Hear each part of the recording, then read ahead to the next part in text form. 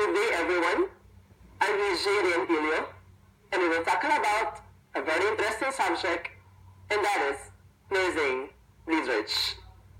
First of all, let's talk about research. Research, it came from the old French word chercher, meaning to seek or to search. From the word research, we have what we call a prefix re, which means to repeat or again. So technically speaking, we can say research is to seek again or to search again. Because research, it signifies replication of search. So in other words, what are we searching for in research? We're searching for a question, we're searching for a problem. And later on, we will solve the problem or we will answer for the question. So again, if you will be asked during your examination, what is the main purpose of research? We want to solve a problem or we want to answer for the question. Let's get more deeper. Let's talk about nursing research. According to Pollitt and Beck, the simplest definition of nursing research, it is a systematic inquiry designed to develop trustworthy evidence about issues of importance to the nursing profession. So in the definition, let's get three very important words. First of all, let's talk about systematic. When you say systematic, it is a step. It is a series. So research has a systematic method. Research has a process. Letter C stands for conceptual phase. Letter D stands for design and planning phase. Letter A stands for analytic phase. Letter E stands for empirical. And letter D stands for dissemination phase. So again, number one, research has a systematic method. Aside from the systematic, research is based on evidences. The question is, do you want your research based on tradition, based on rituals, or based on evidences? That's why we have what we call EBP in nursing research, and that is what we call evidence-based practice. When you say evidence-based practice, this is the use of best clinical evidences in making patients' care decision. So take note of this one. We are using the best research evidences in order for us to improve the quality nursing care. And that is what we call EBP. Aside from systematic, aside from evidence, the last very important word, we have what we call nursing profession. This is very important, nursing profession. From the word nursing research, what type of research are we doing? We're doing nursing research, right? Okay, so that's why your research, it should be based on nursing profession. It should be significant to the nursing profession. My question is, how can you say that your research is significant to the nursing profession if your research can improve the quality nursing care? And that is the ultimate purpose of nursing research, to improve or to enhance the services for our patients. So again, we are again patient-centered profession. And that is what we call nursing research. Okay, so again to recap. Again, what are the three very important words that we should remember in the word nursing research? The first one we have what we call systematic. Number two, we have what we call evidence. And the last word, we have what we call nursing profession. Okay, so then after defining research and nursing research, let's talk about what are the characteristics of nursing research. We have what we call acronym for this one. We have what we call SEXY. Again, that is our acronym for the characteristics of research. We have what we call SEXY. Okay, the first one, letter S, we have what we call systematic. Again, we said that the systematic, it is a process. Again, aside from systematic, letter E stands for empirical. When you say empirical, your research should be based on senses. Technically speaking, we are using our senses in gathering data in conducting research. Okay, aside from empirical, letter C stands for critical. Because in research, we need careful analysis. Okay, another, after analyzing the data, we need to evaluate the data. And that is what we call controlled. There is manipulation in research. And the last one, letter I, stands for investigative. Because in research, we're conducting a study. We're conducting investigation. So to recap, what are the characteristics of research. That is our acronym, SEXY.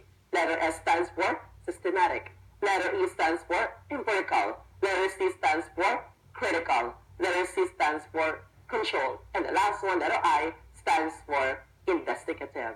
That is the 5 characteristics of nursing research. Okay, next another, let's talk about what are the purposes of research. Okay, a while ago, we said that nursing research, we want to improve the quality care. We want to solve a problem. But according to Pollock and Beck, there are 4 general purposes of research.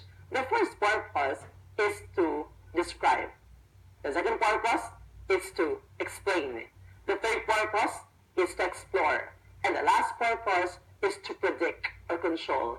If you will be asked during your examination, which among the 4 is the highest level of purpose, your answer should be to predict or control. And the lowest purpose is to describe the characteristics of research. Okay, next again, after tackling about the characteristics and the purposes of research, let's talk about what are the roles of nurses in conducting research. The first role, number 1, we have what we call principal investigator. Letter M stands for member of the research team. Next another role, we are the research finding user. Next another, the fourth role, we are the identifier of the problem. Letter C, we have what we call the client advocate. So in research, we should protect the rights of our participants, our patients. Again, another role, letter E stands for evaluator of the findings. And the last role, we are the subjects. We can also be the subjects of our research. So I can look up what are the roles of nurses in conducting research. Number 1, letter P stands for principal investigator. Again, number 2, we have what we call member of the research team. Number 3, we have what we call research finding user. Another purpose, letter I, stands for identifier of the research problem. Next, letter C, we have what we call client advocate. Next, another, we have the evaluator of the findings. And the last role, we have what we call the subjects. So that is the roles of the researchers. Okay, next, another. Let's talk about another major topic, another controversial topic in research, and that is what we call ethics in research. So when we say ethics in research, we'll tackle about, first of all, the 5 basic human rights of our research subjects. The first right, number 1, is right to informed consent. It is very important before conducting a research, or before beginning, or before starting a research study, you need to do designing of informed consent to your participants. When you say informed consent, you need to have adequate information. You need to give adequate information. So in other words, you need to tell your participants, or you need to explain to your participants the nature of your study, the purpose of your study, the method of your research, even the benefits or even the risk that are possible in your research. You should explain to your participants. You should give adequate information. Another, aside from giving adequate information, you should also make it sure that your participants understood the information. In other words, your participants should comprehend the information given by you. And the last one, the most important thing, your informed consent should be voluntary. It should have a free choice. It should have a free will. No? So again, to recap, your informed consent, you should give adequate information. It should be comprehended by your participant. And the last one, it should be voluntary. Okay, so again, when you say research, it has informed consent, right? You know? But in research, there are subjects or there are participants who are incapable of giving informed consent. And that is what we call your vulnerable subjects. Again, when you say vulnerable subjects, these are the subjects who are incapable of giving informed consent. Okay, who are the vulnerable subjects in research? Okay, let's round it down.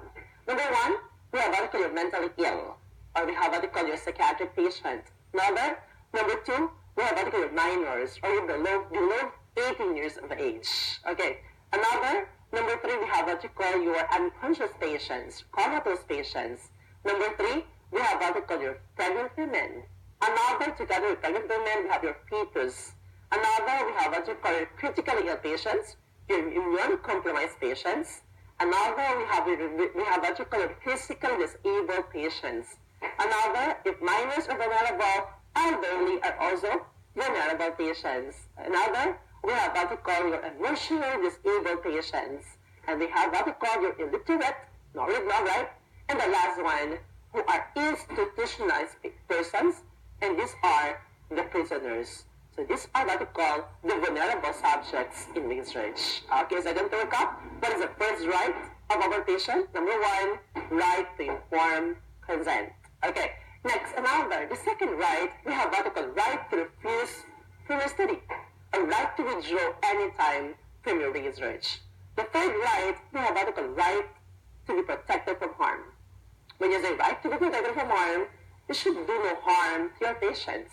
And that is what we call your non-maleficence as one of the ethical principles in nursing profession. Okay, next, the fourth one, we have what we call right to privacy. So keep private all information given by your participants. And the last right, we have what we call the right to anonymity and right to confidentiality. Okay, again, what is the difference between anonymity and confidentiality?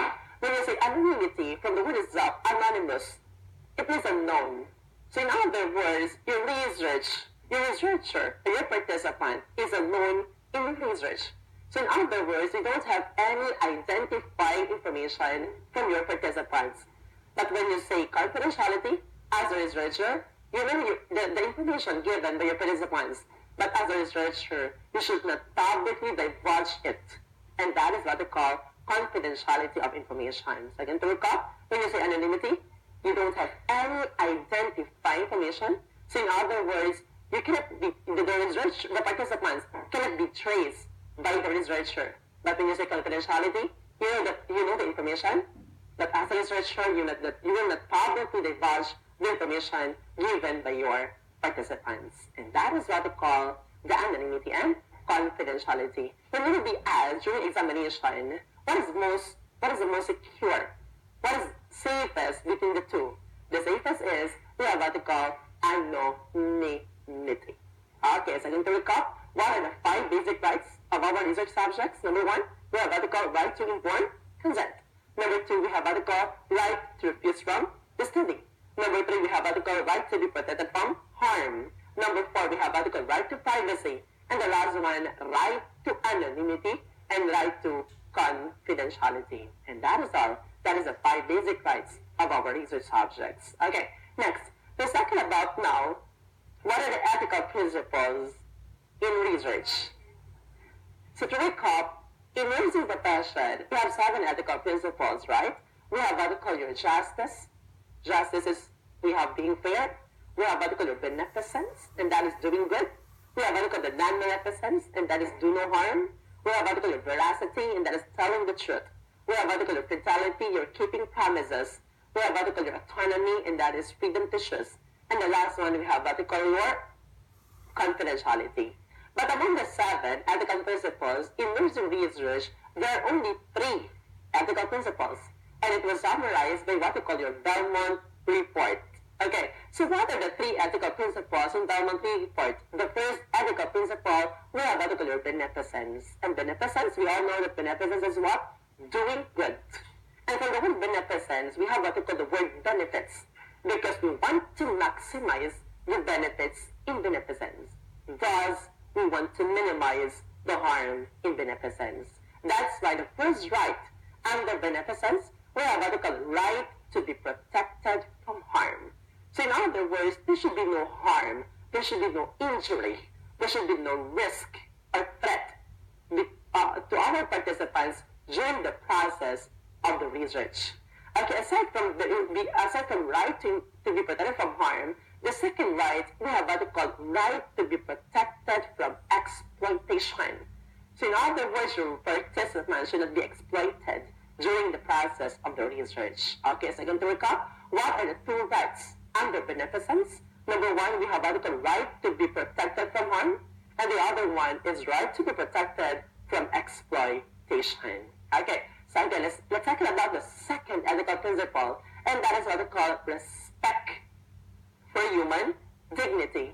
So there are again 2 rights under respect for human dignity. The first right, we have what we call your self-determination. Right to self-determination. From the word right to self-determination, we determine in participating in your research. And that is the self. And that is the participants. So in other words, it is the voluntariness of the participant to participate in your research. So when you say voluntariness, it should be freedom from coercion.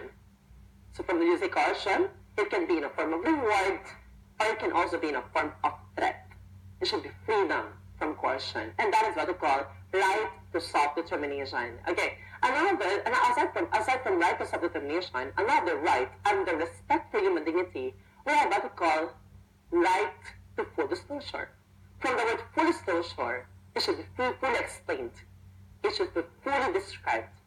So as a researcher, you should fully explain your research to your participants. The nature, the purpose, the methods, the benefits, the sponsorships, the risk that can be possibly done in your research, it should be fully explained. And that is what we call full disclosure.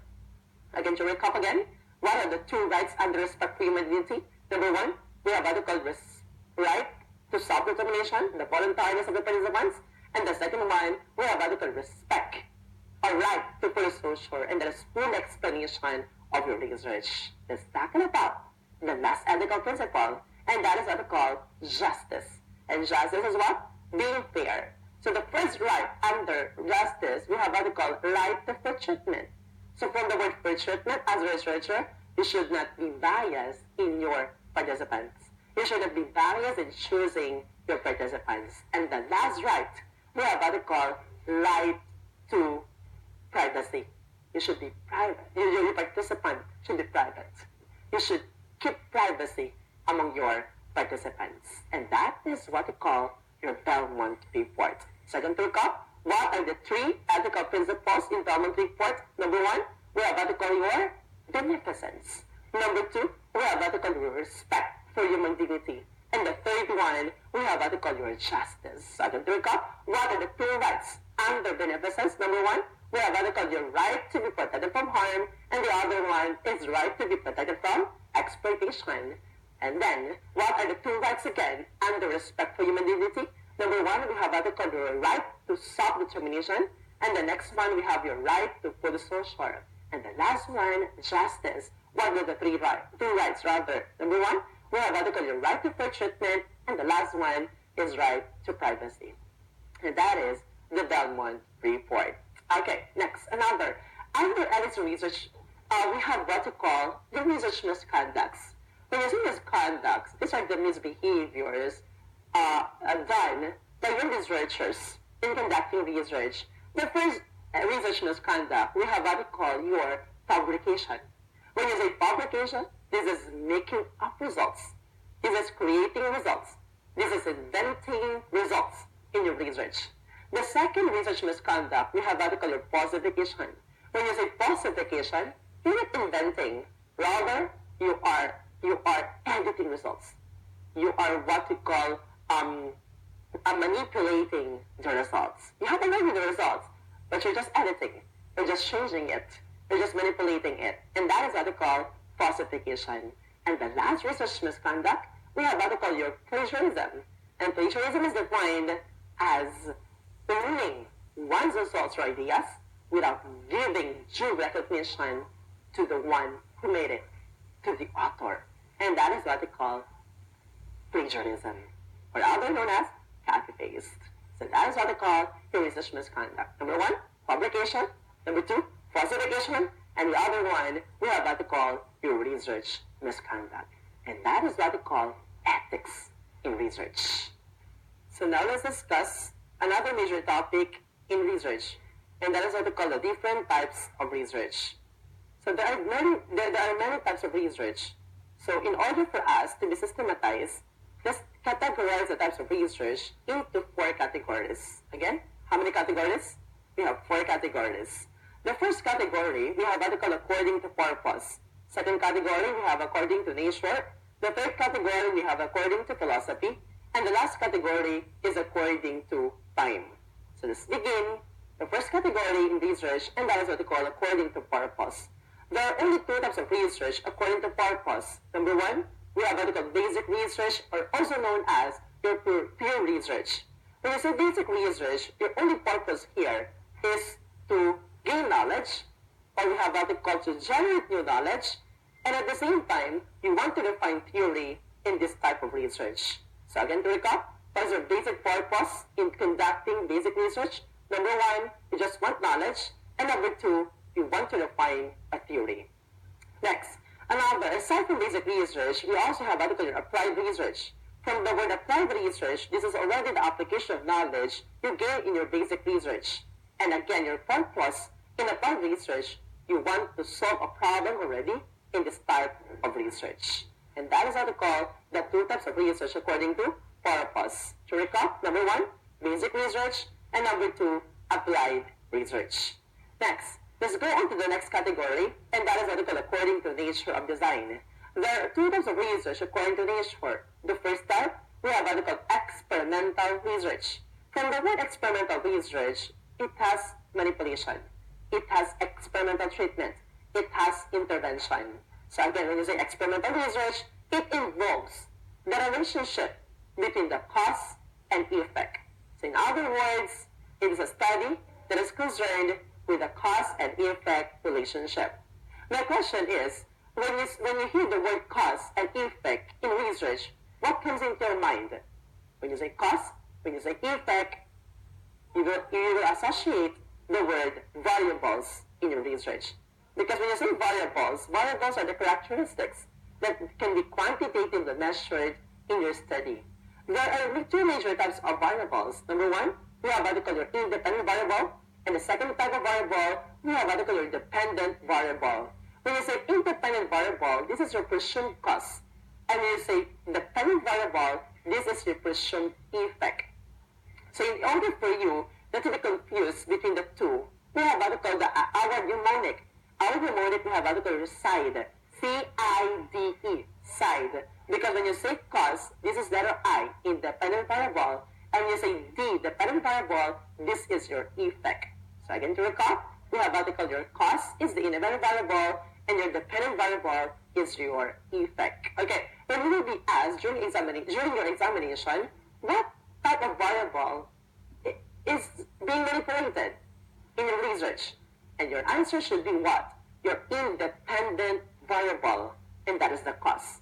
And if you will be asked during examination, what is the variable that can be measured?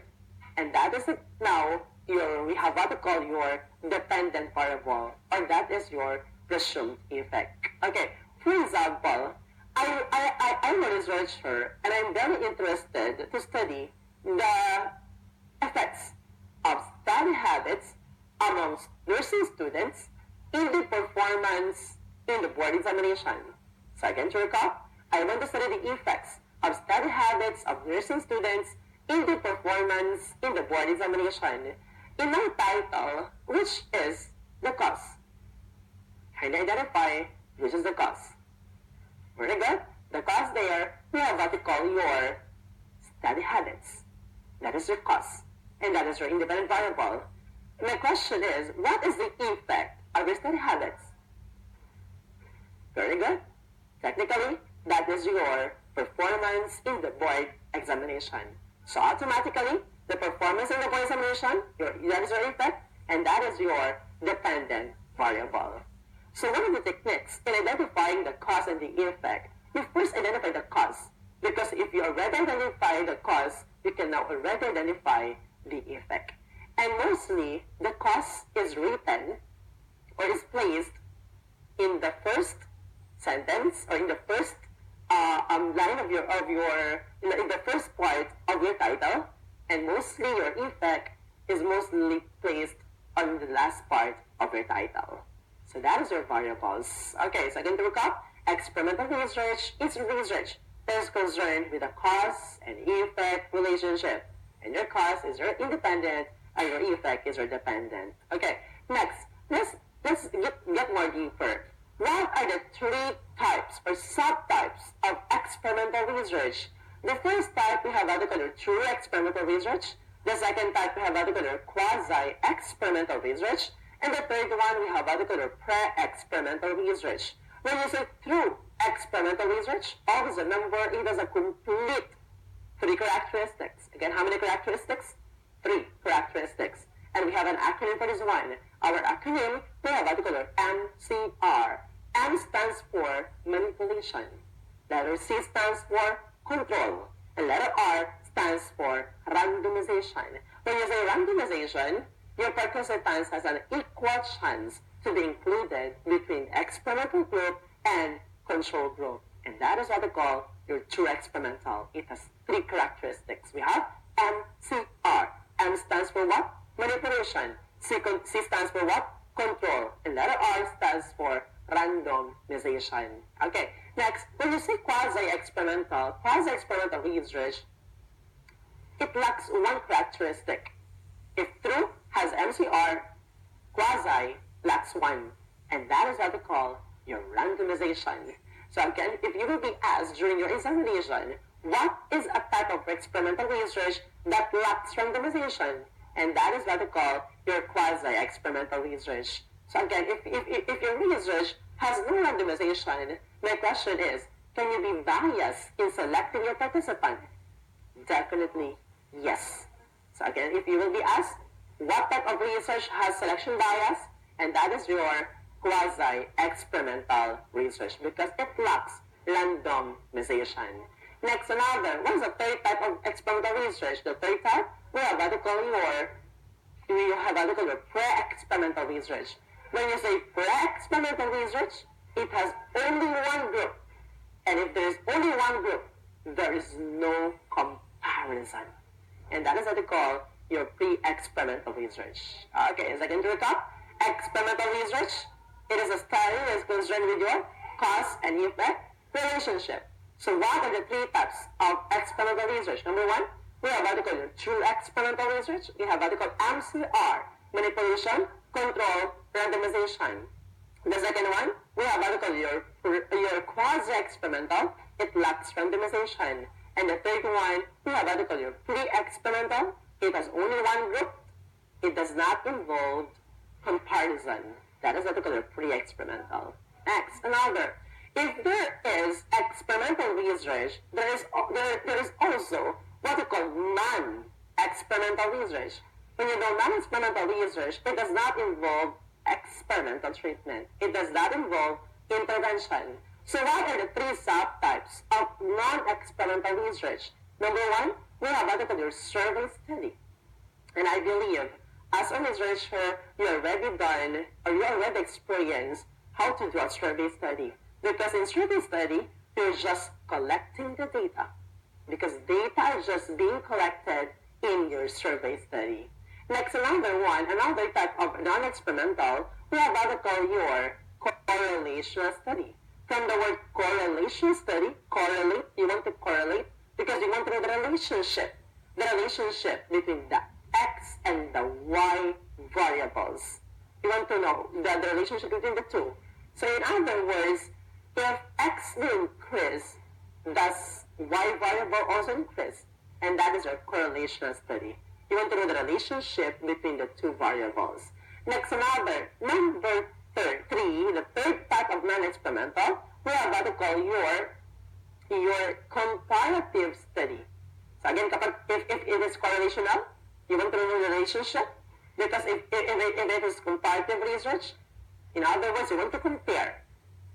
My question is, why do we compare?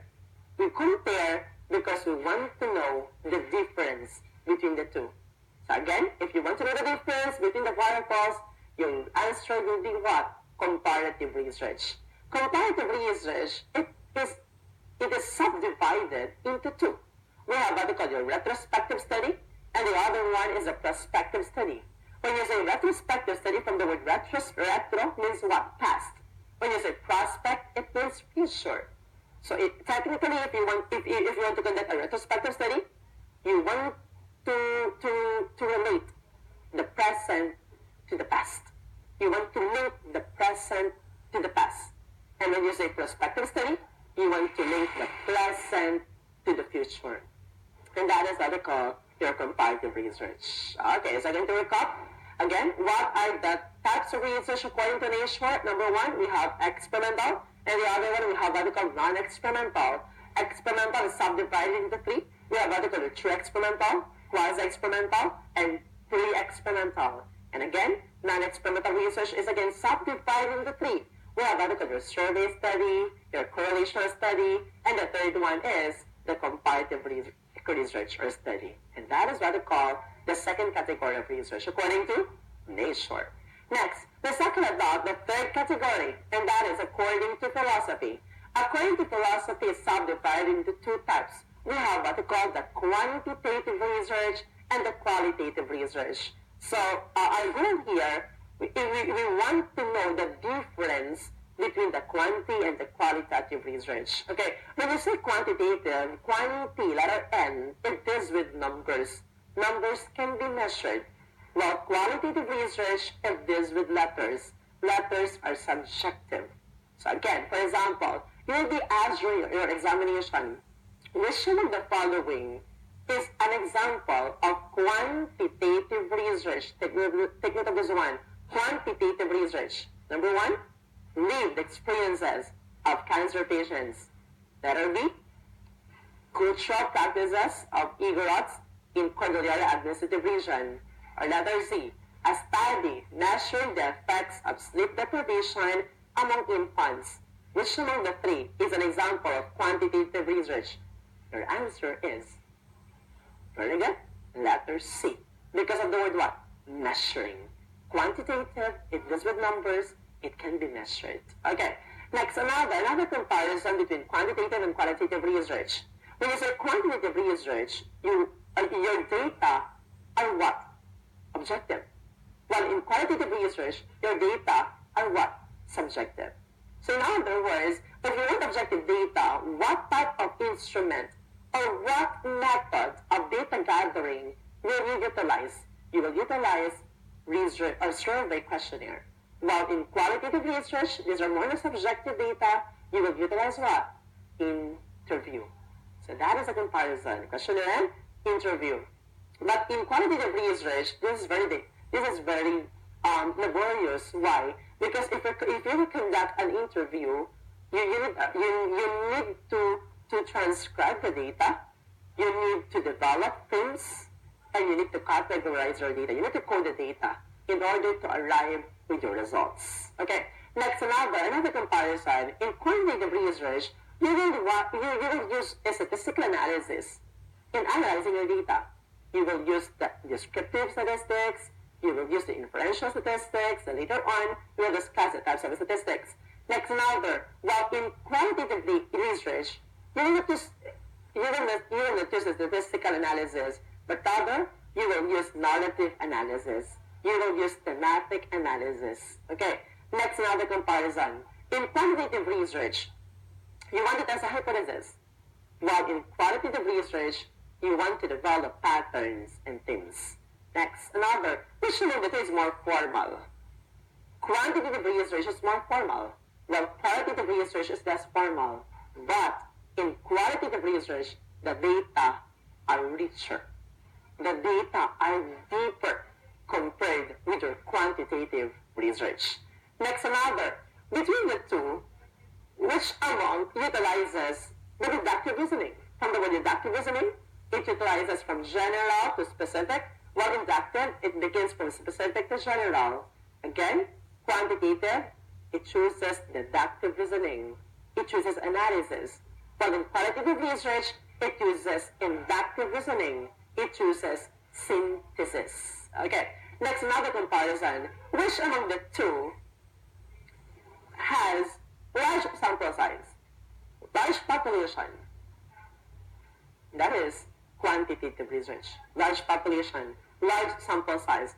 But in qualitative research, it has a smaller sample size. Because in qualitative research, the number of participants can be obtained if you already reach the point of data saturation. When you say data saturation point, the data are being redundant. The data are being repeated. And that is data saturation point. Okay, next. So you all ready? You already know what are the differences between the quantitative and the qualitative research. Okay, let's have a drill first. You say if it is quantity or quality. First question, numbers. Next question, letters. You just say quantity or quality. Next, another, large sample size. Small sample size. Next, subjective data. Next, objective data. Okay, so I believe you get a perfect score with our word drill between the quantitative and the qualitative research. Okay, next, let's talk about what are the different types of quantitative research. There are three. Number one, we have what we call your descriptive research. Number two, we have what we call your exploratory research. And number three, we have what we call your exploratory research. Okay, when you say descriptive research, from word itself, you just want to describe the characteristics. Why? Why are you just describing? Because there are already more is already known in your research. That's why you're just doing descriptive research. Next, if there's little if little is known in your research, of course you will not just describe. You will now explore, and that is what we call your exploratory research, because little is known about your research. Next, when you say exploratory research, you want to know the relationship between the cause and effect. No? If you want to know the cause relationship, and that is what we call your explanatory research. Again, to recap, descriptive, more is already known. You have what we call your exploratory, little is known. That's why you explore. Exploratory naman, you want to know the causal relationships. Next, let's go on with the different types of qualitative research. There are 6 types of qualitative research. Number one, we have what we call your phenomenological research. When we say phenomenological research, it is a research that you want to examine the human or the life experiences. That's why if you can see a title that there is the phrase lived experiences. For example, I want to study the lived experiences of cancer patients. I want to study the lived experiences of rape victims. And that is what we call your phenomenological research. If we're conducting phenomenological research, of course, you will utilize what? Interview. You will utilize what? Interview. Okay. Next, another. Aside from phenomenological, number 2, we have what we call your ethnographical research. When you say ethnographical research, you want to study the cultures. You want to study the cultural practices, the health beliefs, the traditions. For example, I want to study the health practices or the health beliefs of pregnant women in Cordillera Administrative Region, the Igorots. For example, I want to study their health beliefs. And that is what we call your ethnographical research. Okay, my question is, if you want to study ethnographical research, what data gathering instrument will you utilize? Of course, you will what? You will do what? Observation. You will observe their cultures, you will observe their beliefs. Another, you can also utilize what we call interview. But in interview, of course, you will interview what? The older persons, because they are the most knowledgeable persons about the cultures. And that is what we call your key informants. Okay, next another. If you will be asked what theory or whose theorist is based on ethnographical research, and that is what we call none other than Magdalene Leininger, because Magdalene Leininger focuses more on transcultural nursing, cultural diversity nursing. Next another, number 3, we have what we call historical research. From the word historical research, you want to study the past events. You want to collect data from the past, and you want to analyze data from the past. For example, you want to study the history of Florence Nightingale during the Crimean War, and that's already past events, and that is historical research. If you will conduct historical research, of course, you can collect data through document review, or you can also collect data from the artifacts or relics.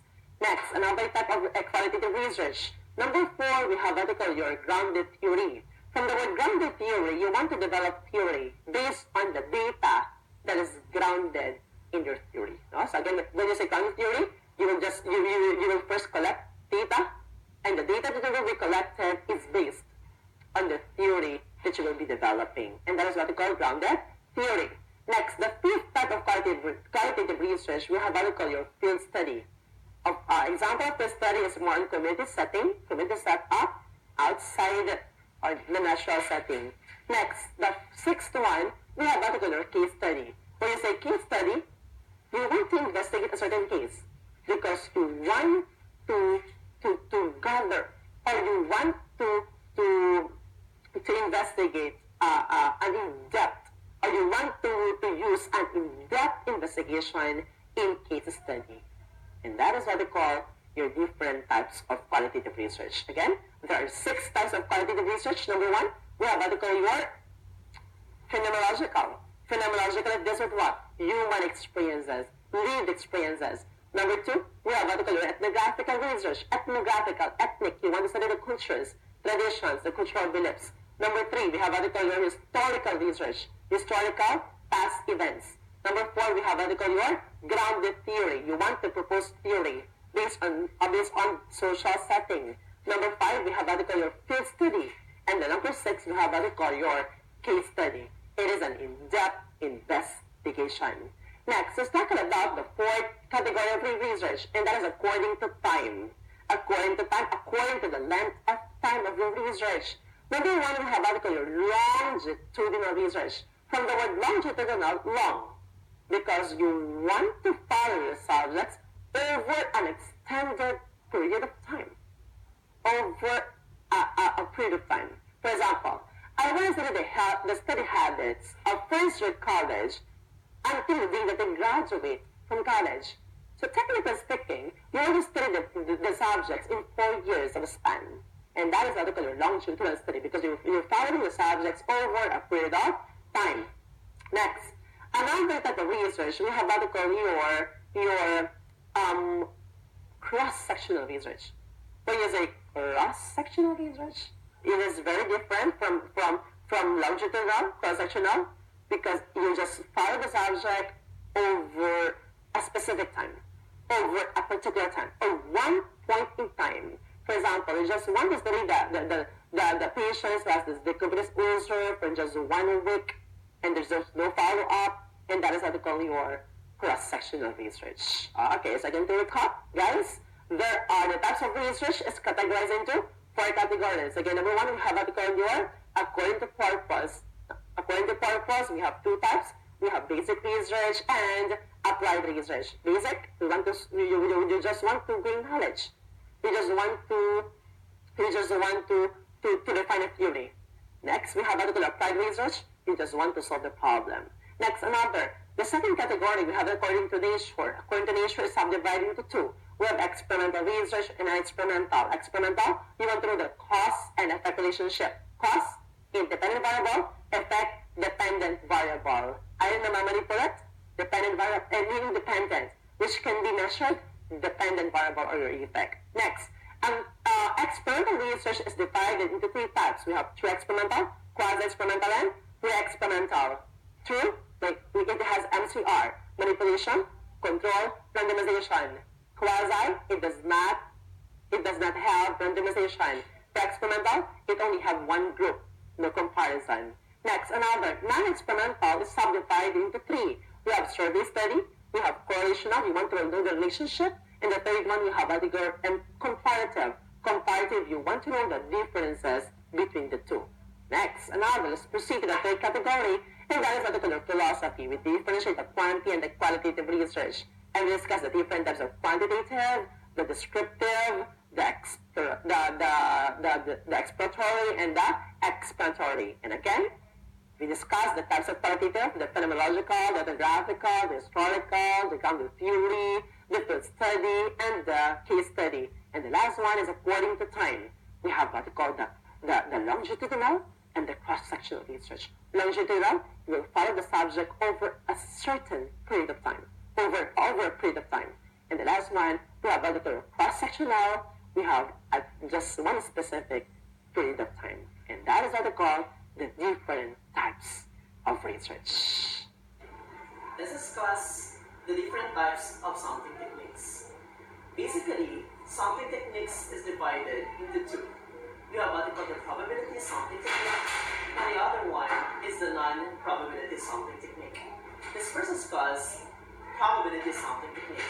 From the word itself, there is probability, or there is an equal chance of all the participants to be included in either of the groups. And when you say non-probability, there is no probability, or there is no equal chance of the participants to be included in either of the groups. So let's discuss what are the different types of probability sampling technique. The first one, we have what we call your simple random sampling technique. When you say simple random sampling technique, it is also known as your fishbowl method. And when you say fishbowl method, there is picking up of the participants. There is what we call your straw lots. So the example of simple random sampling technique, we have what we call your lottery draw, we have what we call your bingo, we have what we call your raffle draw, and that is the simple random sampling technique. Next, the other one, we have what we call your stratified sampling technique. When you say stratified random sampling technique, it came from the word strata, which means homogeneous subgrouping. For example, I want to study all the students in the College of Nursing of a certain university. The College of Nursing in a certain university, I divided it into homogeneous subgroups. I divided it into each level: first year, second year, third year, and fourth year nursing students. And after dividing it into strata, I do randomization in either of the four groups. And then that is what we call a stratified random sampling technique. First of all, we do the strata. Then after the strata, we do randomization in each strata, or in each subgroup, homogeneous subgroup. Next, the third one, we have what we call your cluster sampling technique, or also known as your multi-stage sampling technique. Multi means many. So in other words, there are many stages in the cluster sampling technique. For example, I am a researcher, and I am interested to study the health beliefs of all people living in a certain country. So the certain country, or people in the country, is a very large population. So I decided to do the cluster sampling technique. In that certain country, I divided it into regions. And after I divided it into regions, I divided it into districts. And then after dividing it into districts, I divided it into cities. And after I divided it into cities, I divided it into village or district or barangays or communities. And then, so on and so forth, there is what we call your multi-staging. And that is the cluster sampling technique. Cluster sampling technique is usually used in geographical locations. If your research involves geographical locations. Next, the last type of probability sampling technique, we have what we call your systematic sampling technique. When you say systematic sampling technique, always remember the word every end. Every end, every third, for example, every fifth, every sixth, every 10th, every 12th, every 30th. Okay, for example, I want to study all the students in the class. So I decided to pick up all the students seated on the third row, seated on the second seat, seated on the fifth column. So there is something called systematic. So in other words, you need to get what we call your sampling interval. So in order for you to get the sampling interval, you need to have the formula. The formula in getting the sampling interval, we have what we call your n, big letter N, over or divided by small letter n. And the big letter N, it stands for total population. And when you saw the small letter n, it accounts for what? The sample size. So in other words, in order for you to get the sampling interval, you need to divide the total population into the sample size. And that is what we call your systematic sampling technique. So again, to recap, the first that we discussed we discuss first the probability sampling technique. There is a probability that are equal chance of the participants. In other words, there is randomization, and if there is randomization, there is no bias in selecting your participants. To recap, there are 4 types of probability sampling technique. Number 1, we have what we call your simple random sampling technique. This is also known as a fishbowl method. Next, the second one, we have what we call your stratified random sampling technique. It involves strata. It involves homogeneous subgroupings. The third one, we have what we call your cluster sampling technique, or also known as your multi-staging sampling technique. And the fourth one, we have what we call your systematic sampling technique. So it involves every end.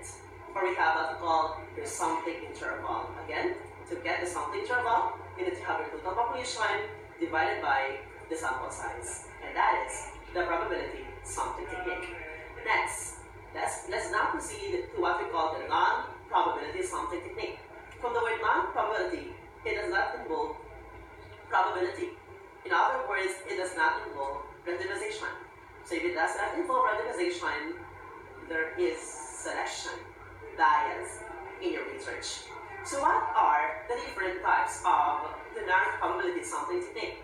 The first one, we have what we call convenience sampling technique. When you say convenience, for example, you're conveniencing.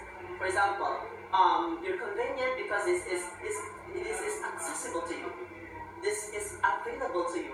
Because convenience sampling technique, it is based on who are readily available or who are readily accessible during the time of your data collection.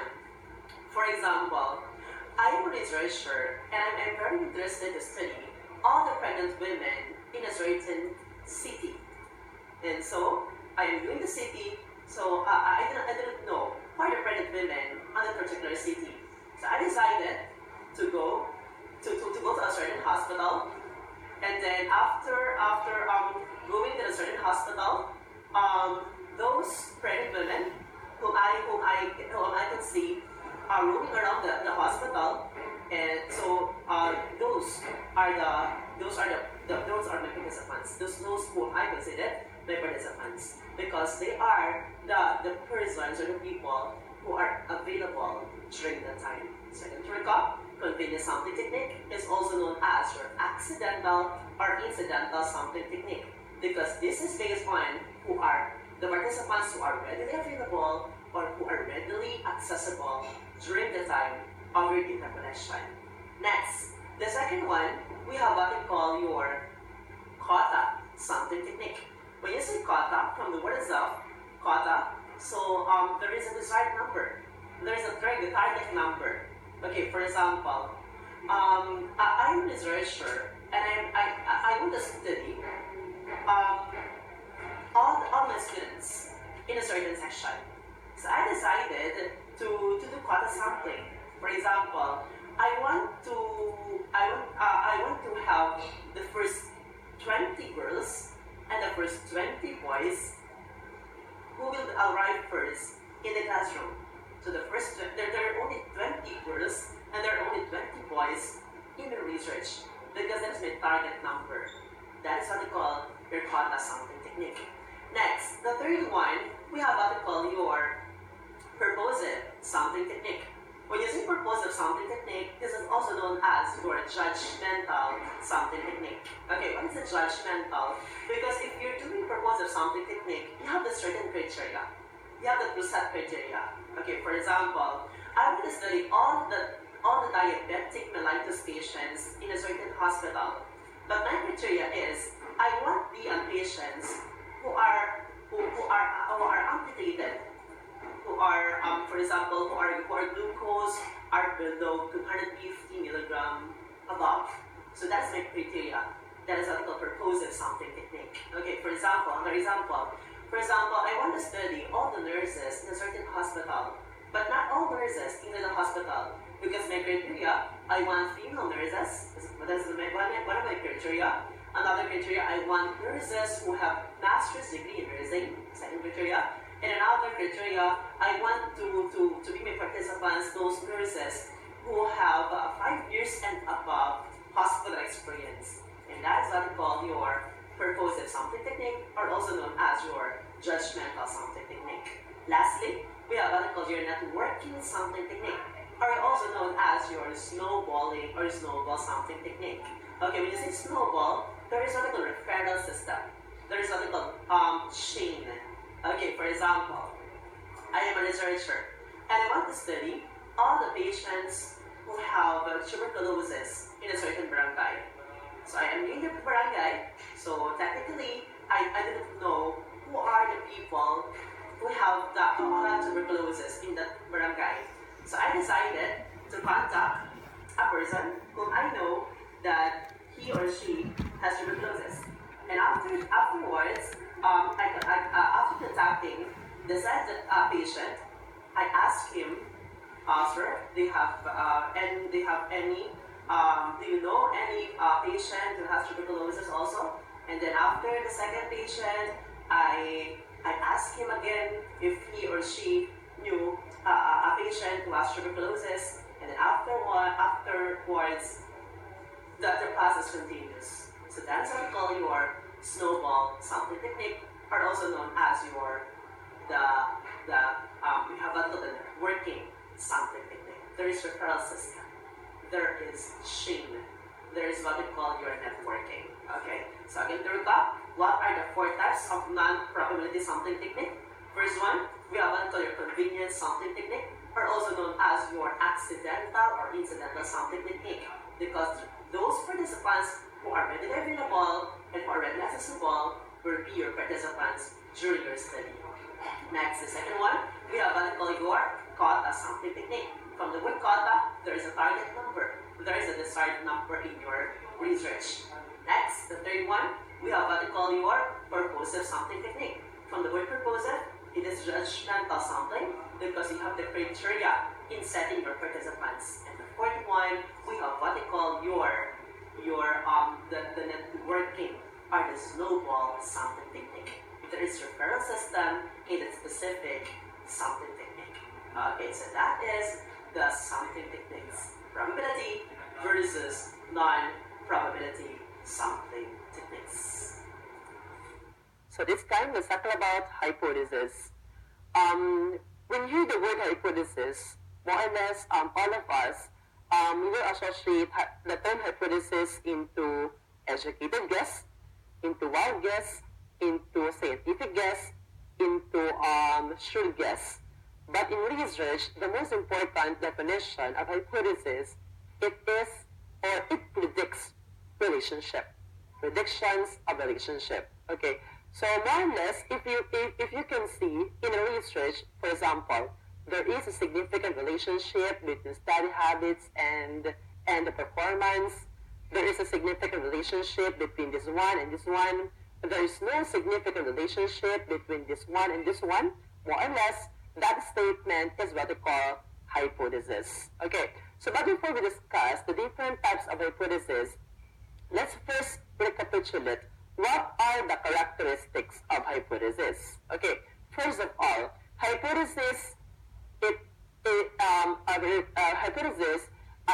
states relationship. Another hypothesis, it is not yet proven. Another characteristic, hypothesis, it is stated into a present tense and not into a future tense. Another hypothesis, it should contain the variables, and more or less, it also contains the population. So, if you will be asked in your examination,